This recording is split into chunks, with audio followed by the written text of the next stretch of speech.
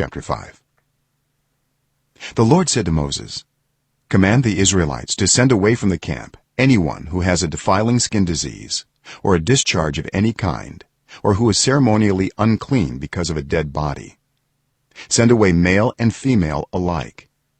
Send them outside the camp, so they will not defile their camp where I dwell among them. The Israelites did so. They sent them outside the camp. They did just as the Lord had instructed Moses.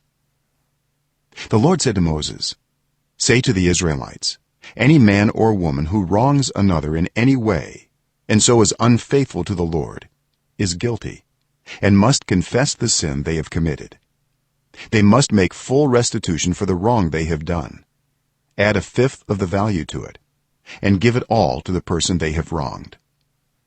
But if that person has no close relative to whom restitution can be made for the wrong, the restitution belongs to the Lord and must be given to the priest, along with the ram with which atonement is made for the wrongdoer.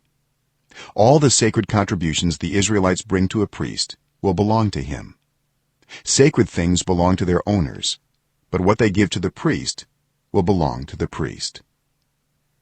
Then the Lord said to Moses, speak to the Israelites and say to them, if a man's wife goes astray and is unfaithful to him, so that another man has sexual relations with her, and this is hidden from her husband and her impurity is undetected, since there is no witness against her and she has not been caught in the act, and if feelings of jealousy come over her husband and he suspects his wife and she is impure, or if he is jealous and suspects her even though she is not impure, then he is to take his wife to the priest.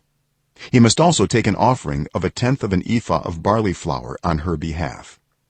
He must not pour olive oil on it or put incense on it, because it is a grain offering for jealousy, a reminder offering to draw attention to wrongdoing.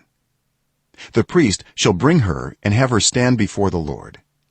Then he shall take some holy water in a clay jar and put some dust from the tabernacle floor into the water. After the priest has had the woman stand before the Lord, he shall loosen her hair and place in her hands the reminder offering, the grain offering for jealousy, while he himself holds the bitter water that brings a curse.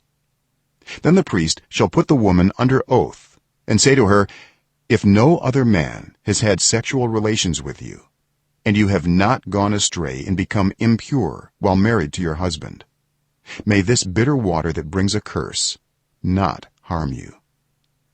But if you have gone astray while married to your husband and you have made yourself impure by having sexual relations with a man other than your husband, here the priest is to put the woman under this curse.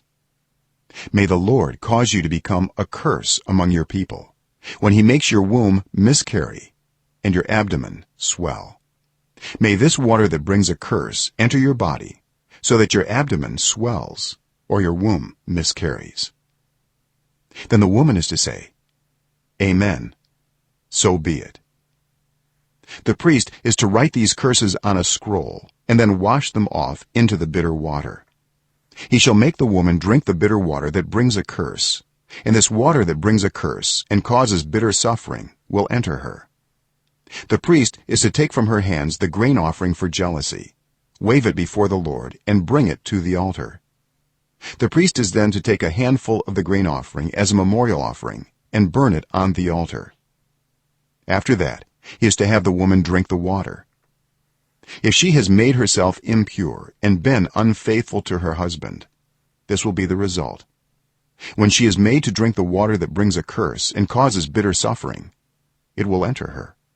Her abdomen will swell, and her womb will miscarry, and she will become a curse. If, however, the woman has not made herself impure but is clean, she will be cleared of guilt and will be able to have children. This then is the law of jealousy when a woman goes astray and makes herself impure while married to her husband, or when feelings of jealousy come over a man because he suspects his wife. The priest is to have her stand before the Lord and is to apply this entire law to her.